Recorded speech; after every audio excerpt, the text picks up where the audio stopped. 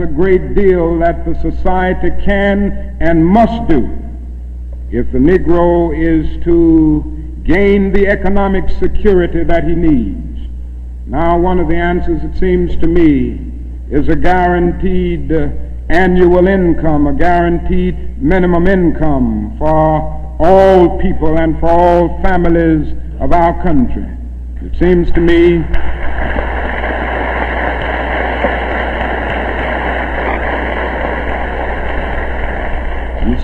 that the civil rights movement must now begin to organize for the guaranteed annual income, begin to organize people all over our country and mobilize forces so that we can bring to the attention of our nation this need and this something which I believe will go a long, long way toward dealing with the Negro's economic problem and the economic problem which many other poor people confront in our nation. Jobs from north to south, from east to west, while a lot of that was a dominant trend in the late 20th century. The biggest challenge to workers in countries like mine today is technology. And the biggest challenge for your new president, when we think about how we're going to employ more people here, is going to be also technology, because artificial intelligence is here and it is accelerating. And you're going to have driverless cars, and you're going to have more and more automated services. And that's going to make the job of giving everybody work that is meaningful tougher. And we're going to have to be more imaginative. And the pace of change is going to require us to do more fundamental reimagining of our social and political arrangements to protect the economic security and the dignity that comes with a job. It's not just money that a job provides. It provides dignity and structure and a sense of place and a sense of purpose.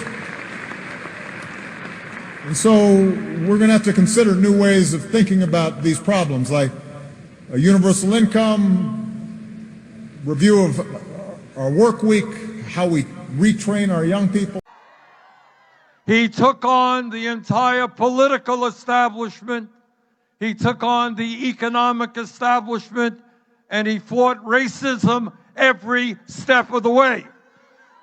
And what our job is not just to remember the history of Dr. King, it is to absorb his revolutionary spirit and apply it today. And that means we will fight racism in every part of American society.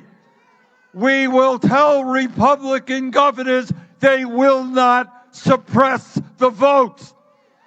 If you're 18 years of age in America, you have the right to vote. End of discussion. Dr. King understood that there were the triple evils of American society, were racism, were poverty, and militarism. And today we say in America, we will not accept massive levels of income and wealth inequality.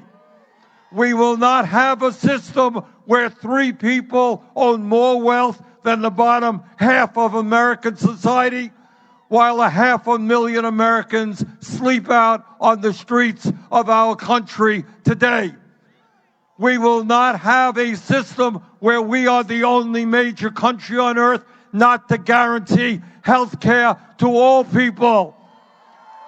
Health care is a human right, not a privilege. We will not have a system where the very, very rich get richer while the poor get poorer, and half of our people are living paycheck to paycheck. We remember Dr. King's revolutionary spirit, and we say to the 1%, you cannot have it all. This country belongs to all of us. Dr. King believed in ending war and militarism, and we are sick and tired of spending trillions of dollars on endless wars when our kids can't afford to go to college or are leaving school deeply in debt. We are sick and tired of people working for starvation wages because you can't raise a family on $9 an hour. We are sick and tired of a government which ignores the existential crisis of climate change. We are sick and tired of a racist and broken criminal justice system, disproportionately jailing African Americans, Latinos, and Native Americans. Brothers and sisters, the legacy of Dr. King is to have courage. This was a man who stood up against the war in Vietnam when it was not popular. This was a man who stood up to his own presidents when it was not popular. This was a man who stood up to the entire establishment of his time. So let me conclude in my 4.5 minutes. This is the wealthiest country in the history of the world. And if we do not allow Trump and his friends to divide us up by the color of our skin, or where we were born, or our sexual orientation, or our religion, if we stand together, there is nothing that we cannot accomplish in the fight for economic justice, racial justice, social justice, environmental justice. In the spirit of Dr. King, let us stand together, let us go forward, let us complete the journey. Thank you very much.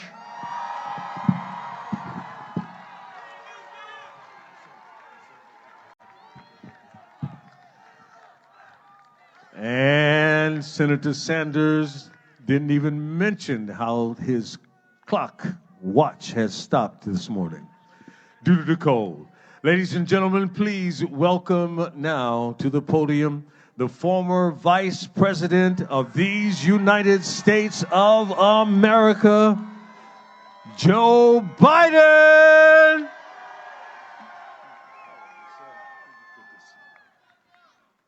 I tell you what, start the stopwatch. Look, some mornings I wake up these days and wonder whether it's 1920 or 2020. I hear the voices of violence and intolerance singing a chorus of hate throughout America. I hear the echoes of the not-too-distant past. In 1963, America witnessed the cruelty of Bull Connor, his dogs and fire hoses. I can still see those images as a kid on a black and white television. Fire hoses, driving people to the ground, ripping clothing, ripping skin off of people. Dogs, their fangs bared, rising on their hind legs. Those images shocked the nation. If Bull Connor had hope to put a stake in the heart of the civil rights movement, he did the exact opposite. He focused at an inflection point in American history.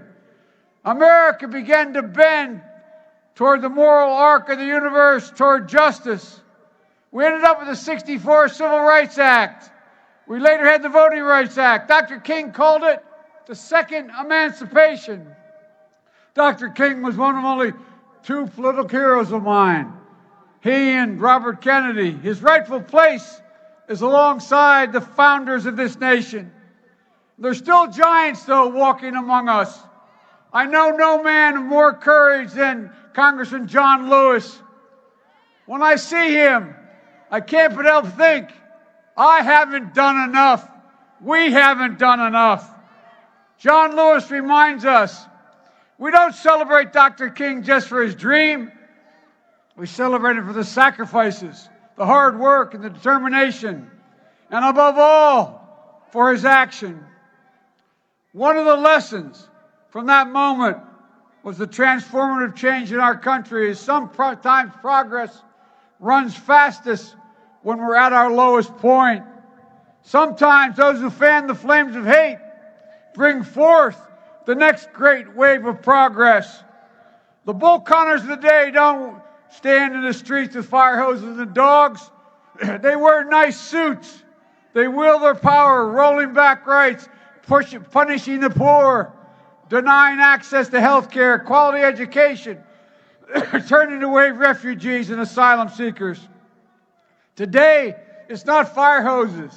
It's like that guy carrying the flag with the Trump sign on it. It's not snarling dogs that's brought us to an inflection point. It's Donald Trump's poisonous, divisionist politics.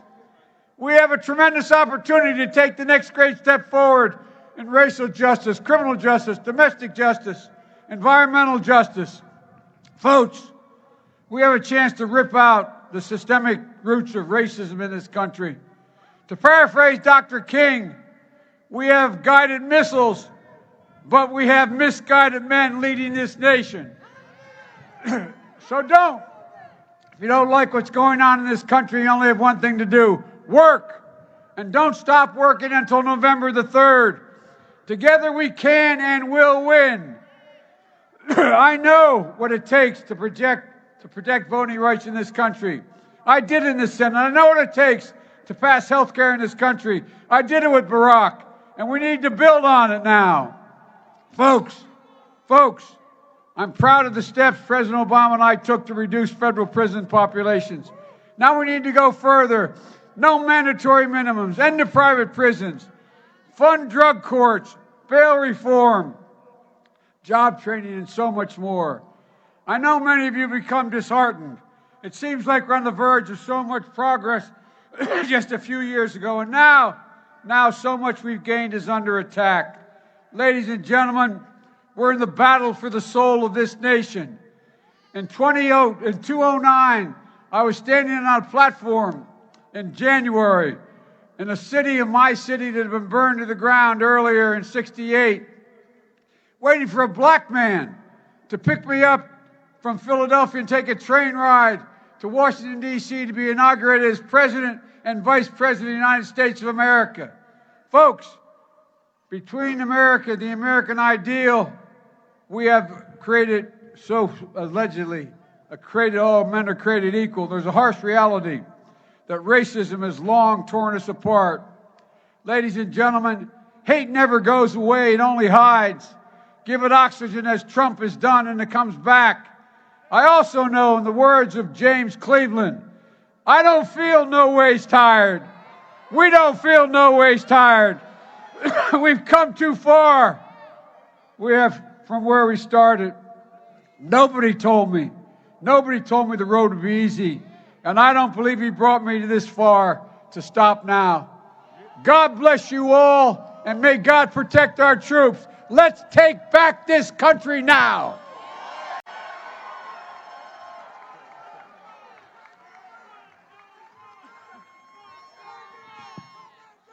As we continue, the sun's beginning to shine on a lot more of us now. And that's a good thing as it moves across the State House. We welcome now to the stage a gentleman that, well, not many of us, probably none of us knew before a couple of years ago or about a year ago.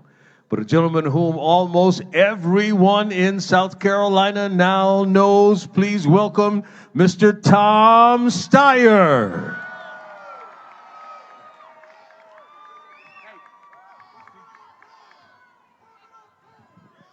Good morning. Here comes my crew with me. Look, today is a national holiday for Dr. Martin Luther King because he was a towering political leader who changed the face of America. But he was much more than that too. He was a spiritual leader who changed the heart of America. This isn't just a holiday, it's a holy day. And let me say this, for all of his genius, for all of his wisdom, for all of what he gave, even giving his life, when I travel around the United States of America, I know that I still see the problems that Dr. King was addressing. I can see cruelty when I go around the United States of America, and I can see political violence from a government that is literally taking food out of the mouths of hungry people, that is denying education to young people who absolutely need and deserve it, which is denying health care to sick people, a living wage to working people, and is allowing corporations to poison American citizens, particularly African Americans and Latinos, so that they can make more profits. I see cruelty in the United States of America. And if you think back to the story of Jesus, the story that informed so much of Dr. King's teaching and wisdom and thought, remember that in the time of Jesus, there was a cruel ruler named King Herod. And the only thing he could think about was his own political importance, and he was willing to sacrifice anything for himself. Does that remind you of anybody? So let me say this. Dr. King has a national holiday because he stood for justice for every American. But he was also the leader of the civil rights movement, particularly, specifically for African Americans. And when you look at the policy issues that the presidential candidates are addressing, you can't look at any of those issues without realizing that there's an underlying point about race in every one. Criminal justice. How do you discuss that without talking about race? Education, housing. How do you talk about environmentalism without pointing out that this society puts its poisons in black and brown communities? I've been to Denmark, South Carolina. I know who lives. Deanna's with us today. Deanna Barry is the leader of the activists there. I've been to Flint, Michigan. I know who lives in Flint, Michigan. You can't talk about these issues without talking about race. So I want to talk for a second about it. I believe that out of narrative comes policy. That until we tell the true story of the last 401 years, we're not going to get the just policy that reflects institutional legalized racism, but also, of course, the contributions of the African American community over those 401 years. People talk about who built America. That's fine. We're also talking about the moral leadership of America for generations and centuries coming from the African American community. That story needs to be told so we can get a just policy going forward. So let me say at this point, I'm for reparations. I believe that in my presidency, on the first day, we will have a formal commission on race to retell that 401 years with a solutions basis so we can actually repair what's happened. This isn't a question about going back to recreate America, to make America great again. This is about going back to recognize what actually happened so that we can repair what happened, so we can go forward in an honest and just way. And let me say this. This is not the time for the people who are running for president to bicker with each other or complain. It's not time for wine caves and old stories and old videos. This is a time where we have a job. Beat Mr. Trump. There's no question about that. We know what he's going to do. We know he's going to try and divide us. We know he's going to take false credit for an economy that helps very few Americans. We're going to have to take him down, and I want to do that. I want to say something else. I know, I'm from California. I don't want to claim someone else's pain, but I know that we're a couple of hours from Charleston, where 2/3 of the African Americans in this country can trace their family legacy as enslaved people to come through the port of Charleston. So this is not the time to be polite. This is not the place to be polite.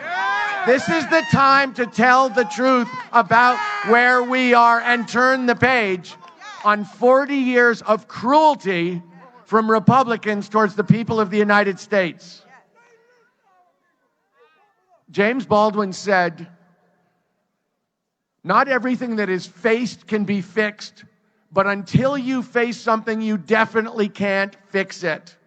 So let's live up to the legacy of Dr. King. Let's be brave enough to face it. Let's be organized, and he was a great organizer, to get together and change it. And let's create the America that fulfills the promise of Dr. Martin Luther King. Thank you very much.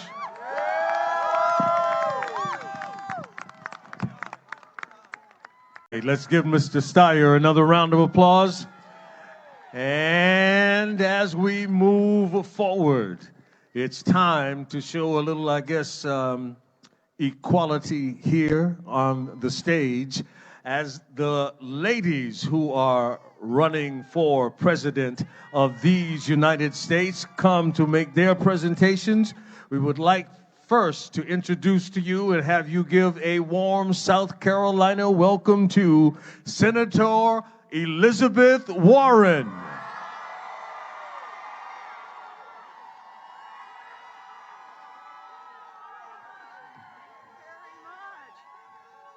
Hello. Hello, South Carolina. Oh, it is good to be here, and thank you to the NAACP, and thank you. Let's all keep Sister Brenda in our prayers and hope that she's well soon. I am honored to be here on the 20th anniversary of a march that began with a righteous mission to tear down Confederate symbols of hate. I am grateful to join this historic march to honor a man who forever changed the course of history. We've come together to honor the life and the legacy of Dr. Martin Luther King Jr., to honor his struggles and his triumphs, to honor his stand against racial and economic injustice, to honor his courage and his conviction. This is a moment of crisis for our nation. Our economy has been hijacked by the rich and the powerful. Our government has been hijacked by the rich and the powerful. Our democracy has been hijacked by the rich and the powerful. Look anywhere around you. The racial wealth gap holds back black families all across this nation. Tax breaks favor the rich. Toxic wastes are dumped in communities of color. And people getting stopped by the police are denied the right to vote because of the color of their skin. The list goes on. Housing and health care and child care, and a criminal justice system that tears apart black and brown families and has no accountability. We are in a fight for a country that works not just for the rich and powerful, but that works for everyone. Yes, we are in a fight, but I am here this morning with a heart filled with hope. Because while there's a lot that's broken, we still got our voices and we've still got our votes. And in a democracy, that means we decide what happens next. As I travel this country, I see firsthand the dream Dr. King imagined more than 50 years ago. Today, I march down this street with optimism because I feel hope, I see hope. America is ready to move beyond this dark moment of Donald Trump.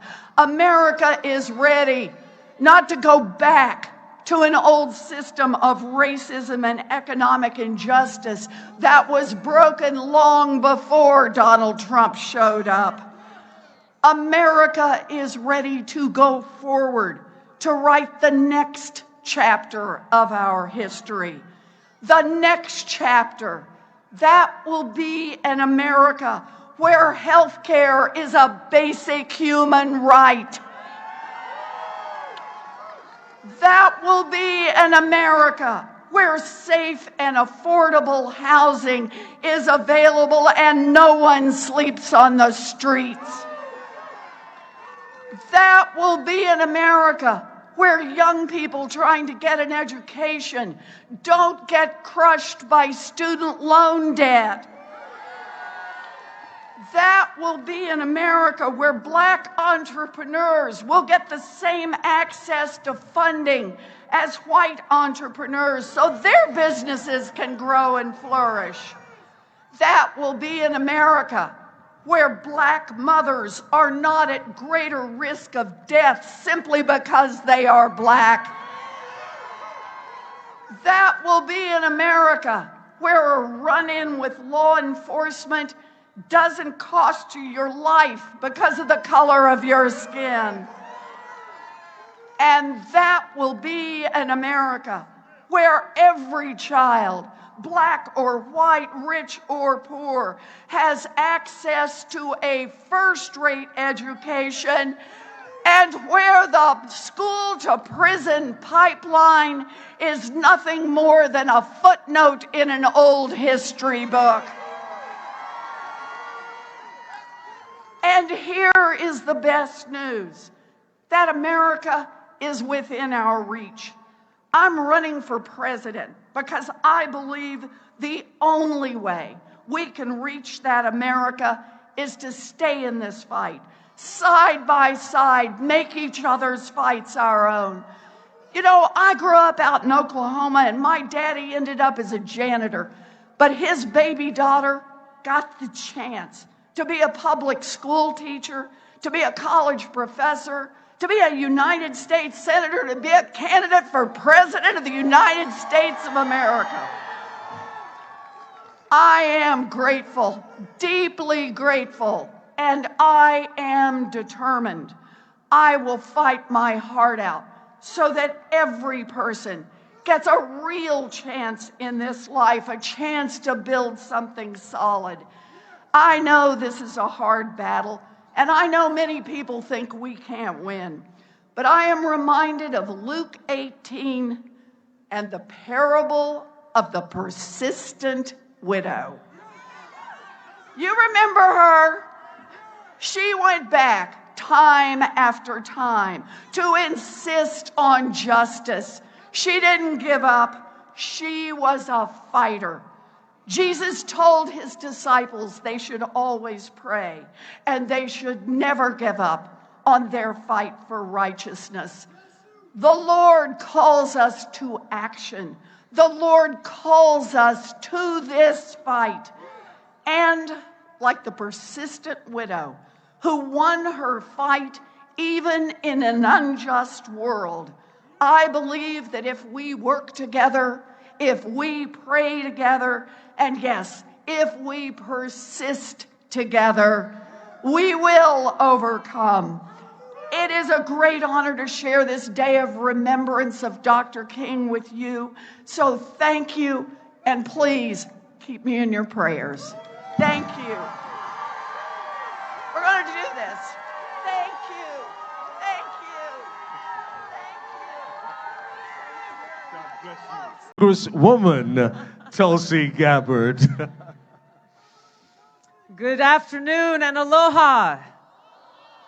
You know, in so many ways, as we gather here to celebrate this day, it is one of the most important American holidays because it represents who we aspire to be rather than simply celebrating who we are or what we have been.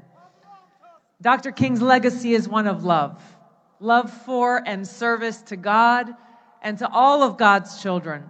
And throughout his life, he embodied that love through his example of how he lived and how he led, and how even during our darkest of days, he chose love. He said it is love that will save our world and our civilization, love even for our enemies. For me, his example inspired me even from a young age, where I personally experienced that I was happiest when serving God, when working for the well-being of others and the planet, and this is what's motivated me throughout my life. As an Indigenous woman of color, I am inspired by the righteous army that fought for civil and human rights, that we all enjoy today, powered by the bravery and sacrifices of Black women, many of whom called South Carolina home. Dr. King called Miss Septima Clark, born in Charleston, the mother of the movement. As a young teacher in Johns Island, she joined a young organization called the National Association for the Advancement of Colored People. And this is where she began her fight for equality and pay in education, even at great cost and sacrifice to herself. This struggle for equality in education and economic justice are ongoing battles for us all today. And we owe it to those who came and sacrificed before us to carry on those battles. My first visit here to South Carolina came almost 17 years ago as a young private, newly enlisted in the military and headed to basic training at Fort Jackson. I still serve as a major in the Army National Guard today. Like so many Americans, it was those attacks on 9/11 that motivated me to make a decision to dedicate my life to defend the safety, security, and freedom of the American people. I deployed twice to the Middle East, and I served in Iraq in 2005 during the height of the war. Every day we were all confronted with the terribly high human cost of war, the price paid by my friends, our nation's sons and daughters. But there is a price for war that we all pay that Dr. King recognized. He opposed the Vietnam War because he saw that cost, how our government spent $35 billion a year to fight in Vietnam, but would not spend $44 million to get rid of the rats in impoverished American communities. But as we stand here today, our leaders waste trillions of dollars on the new Cold War and wasteful regime change wars that have not made us any safer. Right now, we are wasting $4 billion every month on war in Afghanistan alone. Yet politicians tell us there's no money for our children's education, no money for teachers' raises, no money to make sure that our children have clean water to drink in Columbia, in Hopkins, Belton, and across the country. No money to keep our hospitals from closing in rural communities like Orangeburg and Denmark. As president, I will end this insanity, where instead of wasting trillions of dollars on death and destruction, I will turn our precious dollars towards the cause of life and renewal here at home. Ultimately, the legacy of Dr. King is one of peace and freedom. He understood that the road to peace, freedom, and justice requires that we stand up to violence, injustice, and fear without doing greater violence, inflicting greater injustice, or instilling greater fear. He understood that if we are serious about being a force for good in the world, a force for God's love, we must proceed from a place of love for all of God's children. Our failed foreign policy of regime change wars and nation building has reduced the Middle East to chaos and rubble. Millions of innocent civilians killed or maimed, what to speak of the thousands of my brothers and sisters in uniform who have been wounded and given their lives. My personal commitment to all of you is that as president, I will do my very best to follow the legacy of Ms. Septima Clark and Dr. King by taking the trillions of dollars we are wasting to enact death and destruction and instead invest it in the cause of life and renewal in the United States of America. Ladies and gentlemen, we have an opportunity today to go beyond the celebration of the legacy of Ms. Clark and Dr. King by being a part of it. We have an opportunity to continue the work of our heroes. I feel so honored to be here to share this moment with all of you, standing shoulder to shoulder with heroes and soldiers in a 111-year-old army for peace, freedom, and justice for all. May God bless you all. May God bless America. Aloha. Thank you.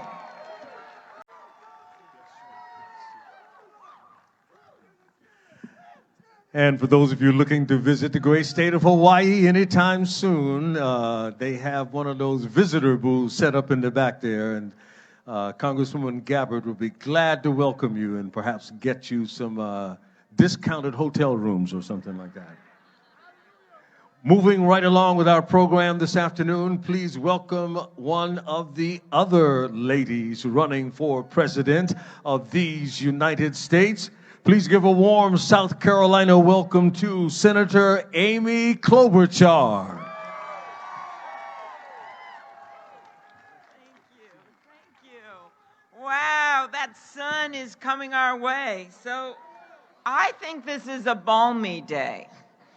I am from a state that is right now 30 degrees colder in the state of Minnesota, and I'm used to doing things like this with 4 inches of snow on my head. So thank you for this warm kinship, that amazing walk. And as we marched together, I was reminded that Dr. King never really walked alone. During each of the steps on his journey toward greater justice, he was accompanied by so many that shared his vision, including so many right here in South Carolina. And he still is today. I'm thinking of all of you out here on this brisk morning standing up for justice. I'm thinking of the NAACP and the work that they do fighting for justice. I'm thinking of who I just saw out there, a great representative, Representative Clyburn, who stands up for your state every single day. And I am thinking of my friend Jamie Harrison that we want to see in Washington, D.C. Dr. King once said that we are all tied in a single garment of destiny. What affects one directly affects all indirectly. What does that mean? That means that when hate and bitter anger are on the rise every day, unleashed by those who sadly know exactly their intent and the result, when that hate is directed against one, it wounds all of us. It coarsens our civic life. You can see it in the senseless racist shooting of worshipers in Charleston. You can see it in that rabbi's home at Hanukkah, the stabbing. You see the bombing of the mosque in Minnesota. You see it after what happened in Charlottesville. And no, there are not many sides to blame, Mr. President, when one side is the Ku Klux Klan. There is only one side, and that side is the American side. That is it. That is all. When Dr. King said that we are all tied in a single garment of destiny, he also meant economic destiny, economic justice. What would he say when a pregnant African-American woman goes into a maternity ward in Louisiana, says her hands are swollen, and leaves without her baby because no one listened? He would say that is not justice. What would he say when an African-American vice president of a major company in my state goes into a store and is followed by store security the entire time? He would say that's not justice. What would he say when he found out today, after so many years of his work, that 30% of African-American kids still live in poverty? He would know that is not justice. He would call it out as it is. He would call for what? Equal funding for education in our schools, including right here in South Carolina, for ending child poverty in a generation. We can do this. He would call for criminal justice reform. He would call for investing in equitable health care and that everyone has clean water, affordable housing, child care, retirement security. That was his mission. And yes, that is our mission today. That is our shared garment of destiny. Finally, we cannot be tied in a single garment of destiny if we cannot vote. Because if we cannot vote, that means we cannot speak. That means our destiny is tied inextricably to our democracy. That means protecting the right to vote. It means reauthorizing the Voting Rights Act, rolling out automatic voter registration, stopping the gerrymandering, and taking the big money out of our politics. It was my friend Stacey Abrams, who should be the governor of Georgia right now.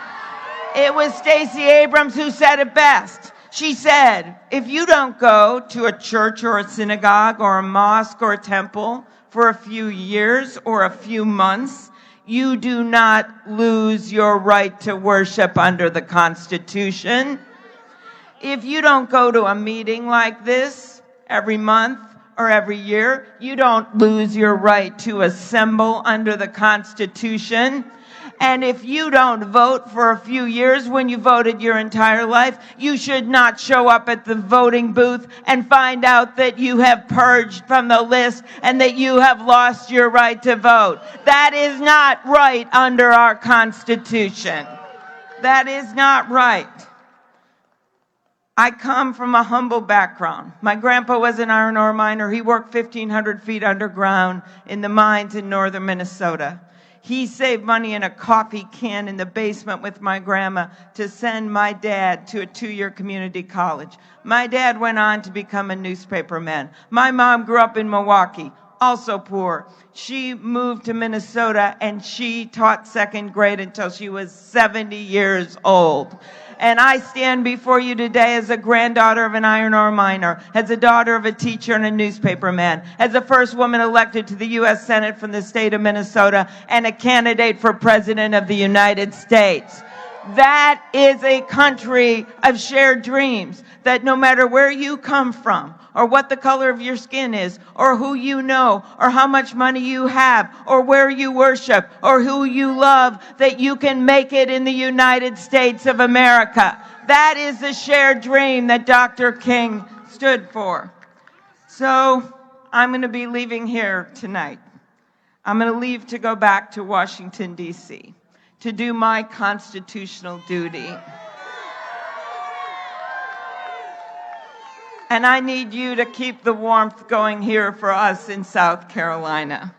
Because we may, the 3 of us up here that are going back there, we may be just 3 of those 100 jurors.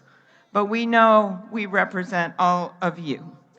And our job is to bring Dr. King's spirit of justice with us, just as we do justice for our country. And I know, as I get on that plane to go back to Washington, D.C. and sit in that chamber, that I will not stand alone. We go on behalf of the people of this great nation. We go on behalf of the truth. We go on behalf of justice. Because what? We are tied in one single garment of destiny. Thank you, everyone, and thank you for allowing me to be part of your celebration. Thank you, South Carolina. You know that my flagship proposal is that every American gets $1,000 a month starting at age 18. How many of you know about the freedom dividend? If you're here, yeah, probably everyone. And the first time you heard it, I know what you thought. You thought that's a gimmick, that's too good to be true, that will never happen. But this is not my idea, and it's not a new idea. Thomas Paine was for it at the founding of the country, called it the citizens' dividend. Martin Luther King fought for it in the 1960s. It is what he was fighting for when he was assassinated in 1968. It's called the guaranteed minimum income. In his 1967 book, Chaos or Community, he said this is what we need to bring the country together.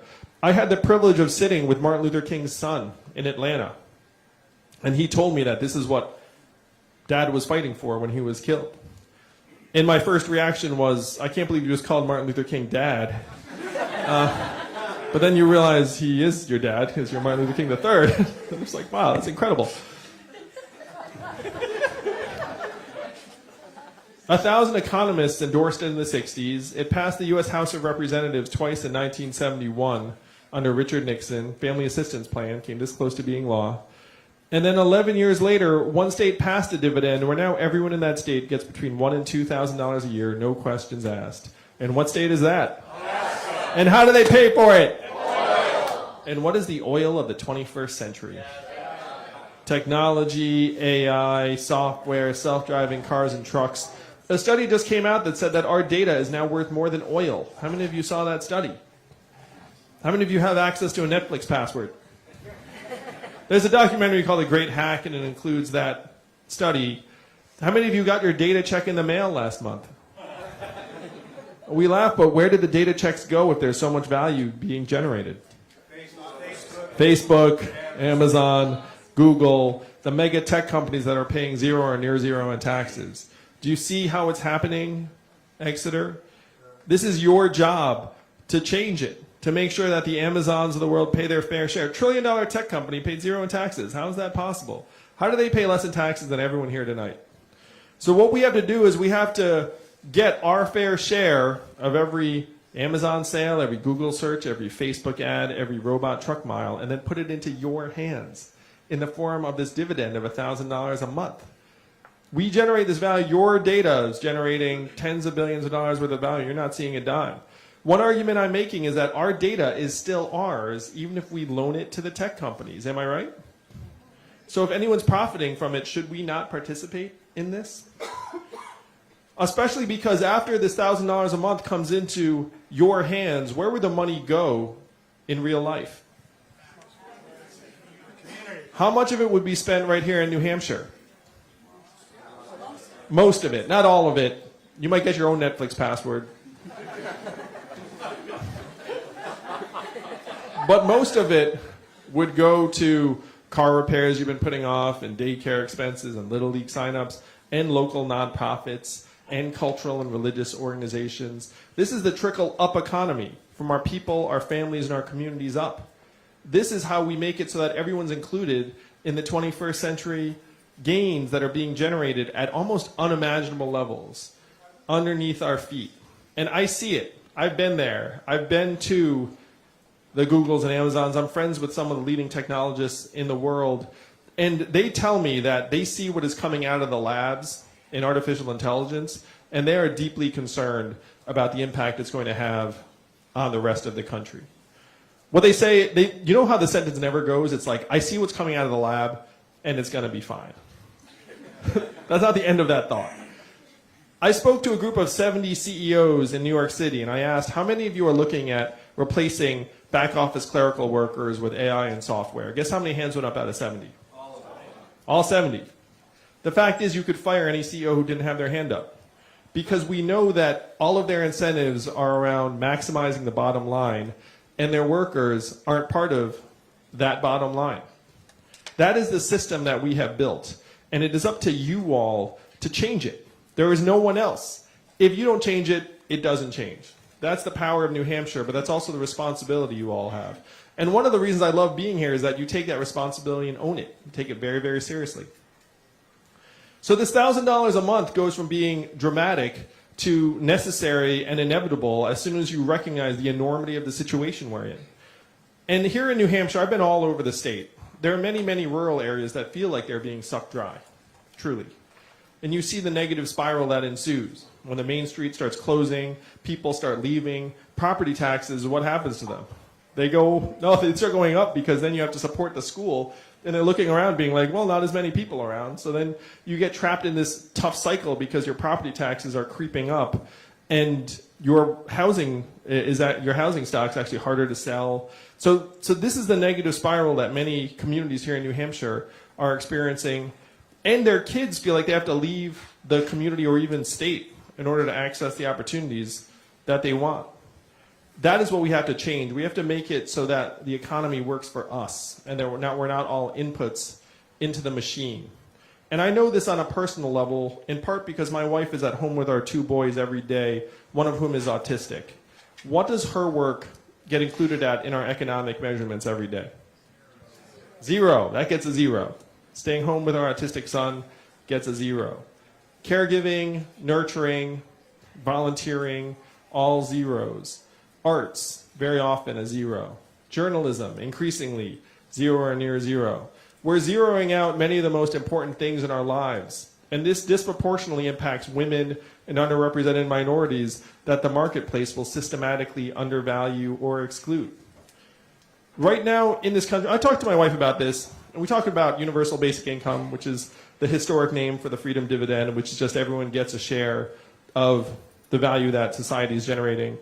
And Evelyn asked me, she was like, how did it go from being mainstream, 1,000 economists endorse it, Milton Friedman, to now it takes the futurist presidential candidate to somehow drag it into the mainstream? Like, what happened in the last 50 years? And what I said to her is that we got brainwashed over the last 50 years to think that economic value and human value are the same things. That what the market says we are worth is what we are worth. That's how you wind up with otherwise reasonable people suggesting that we should turn a town of coal miners into coders when the mine closes.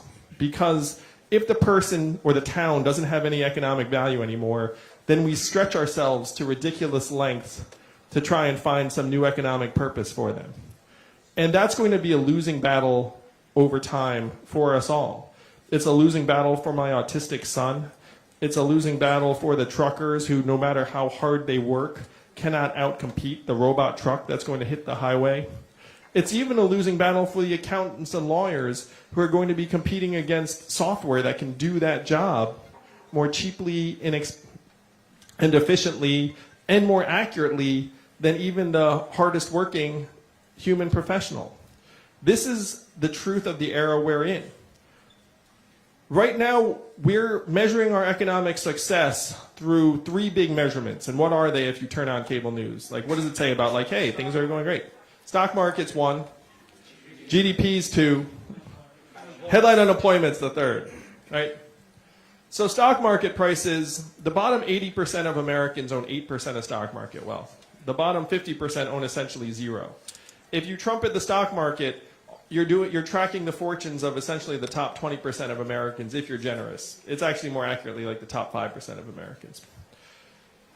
GDP is at record highs while we're also setting record highs in stress, financial insecurity, overdoses, student loan debt, and the rest of it. Again, our life expectancy is going down while our GDP is going up. So which do you listen to? I would suggest life expectancy, because if you're dying sooner, like, it's not the sign of health. It's pretty obvious to me. And the headline unemployment rate obscures the fact that millions are dropping out of the workforce, that people are working 2 or 3 jobs to get by, that the majority of new jobs that are created are temp gig or contract jobs that don't have benefits. The fact that if you are a young person who's fortunate enough to graduate from college, you have tens of thousands of dollars in debt, and there's a 40 to 44% chance that you do a job that does not require a degree. So if you're a parent of a college-age person and they're coming out and you feel that uncertainty, you're not alone. If you're a young person, we have set you up with massive indebtedness and a very insecure economy in terms of your ability to climb a corporate ladder that may or may not exist. If you're a young person, I apologize to you, because we have left you a mess. We need your help to clean it up. The first thing to do is to acknowledge the crisis state we're in. So if GDP, corporate profits, and headline unemployment rate aren't the right measurements, what would actually get you excited if I said it got better here in Exeter? Health, right? Health and life expectancy, that's pretty core. It's like if I say, hey, you got healthier and you're living longer. Climate. Clean air and clean water. If I said we've got more sustainable, our emissions went down, you would be happy about that. Mental health and freedom from substance abuse. Say I got happier. And New Hampshire, unfortunately, is one of the epicenters of the opiate epidemic. 8 Americans are dying of drugs every hour, which is unconscionable. And that was a disease of capitalism run amok. We let some of the drug companies profit to the tune of tens of billions of dollars and kill tens of thousands, even hundreds of thousands of Americans. So these are the measurements that would tell us how we're actually doing. How about childhood success rates? How about proportion of elderly Americans who can retire in quality circumstances? Income and affordability. So these are the things that actually will tell us how we're doing. And as your president, I will update GDP to these measurements. And that sounds like magic, but it's really not. We made up GDP almost 100 years ago. And even the inventor of GDP said this is a terrible measurement of national well-being and we should never use it as that. And that was 100 years ago. Think about that. So now we're following this century-old measurement off a cliff and being like, hey guys, things are going great, look at GDP. While our people are struggling and suffering. Self-driving trucks will be great for GDP. They're going to be terrible for many American communities. So you have to line up the measurements to tell us how we are doing.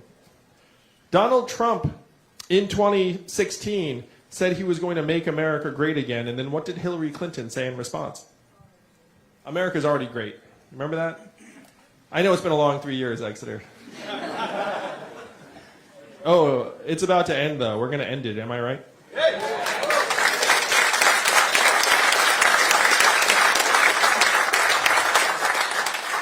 So Hillary's response did not resonate with many Americans when she said America's already great. The problems are real. The suffering is real. We have to acknowledge the depth and severity of the problems, but then we need solutions that will actually help us all move forward. What were Donald Trump's solutions? He said we're going to build a wall, we're going to turn the clock back, we're going to bring the old jobs back. Remember all those things too? Exeter, you know we have to do the opposite of these things. We have to turn the clock forward. We have to accelerate our economy and society as quickly as possible to rise to the real challenges of this era. We have to evolve in the way we think about ourselves and our work and our value. And I am the ideal candidate for that job because the opposite of Donald Trump is an Asian man who likes math.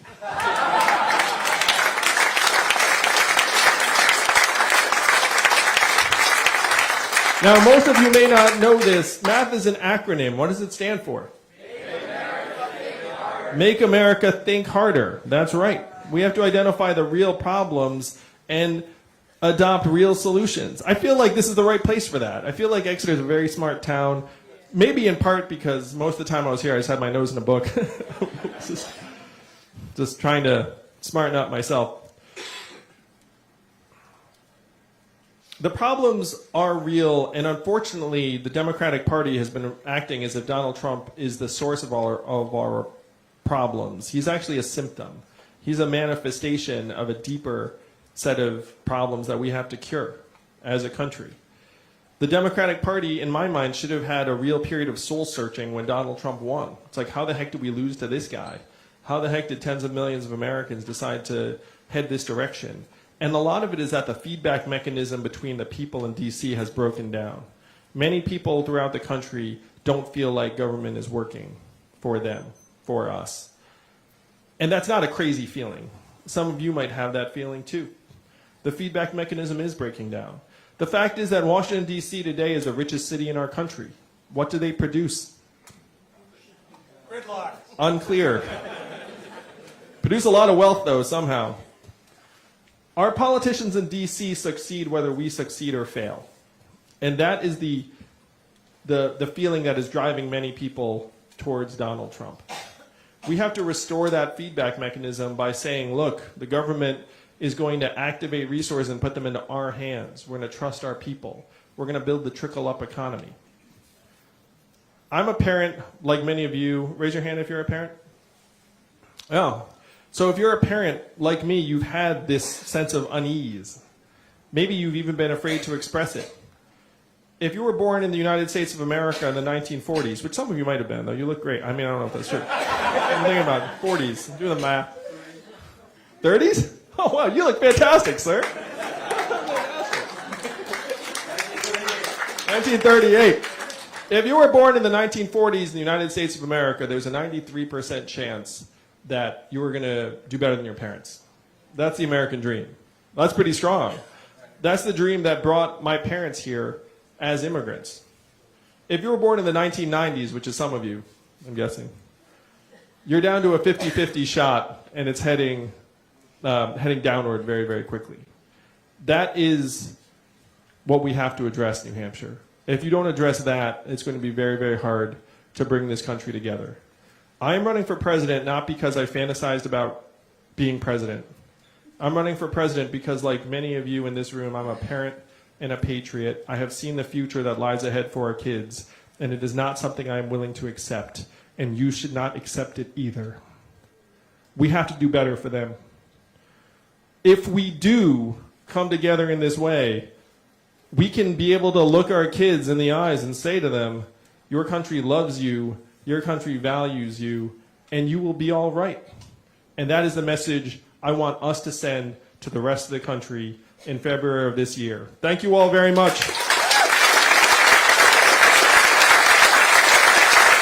Thank you, Rensselaer. We're going to make history together. We're going to rewrite the rules of the economy to work for you. Because if the rules are not working for you, they are not working. Am I right? Oh, I love it. I love being here so much. What's the number one criteria for Democrats in terms of the nominee? Beat Donald Trump. That's right. That's actually number one. How many for you is that? That's the number one criteria. Let's try that. It was a poll right here in New Hampshire that said that 10% of Trump voters would choose me over Donald Trump, which is all we need to win.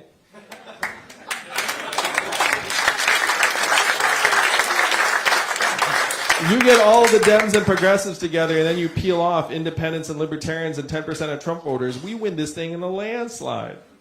Now, most Democrats have not realized yet that I am the candidate to take on and beat Donald Trump in 2020, but more people are realizing it every single day. It's a beautiful feeling. One survey came out that said that 18% of college Republicans would choose me over Trump. Think about that. It's us plus 10 to 18% of Trump voters, and we're going to knock him out so bad. It's going to be a landslide, and it has to start right here in New Hampshire in the next number of weeks. I love you guys. Would love to take some questions. Thank you all so much.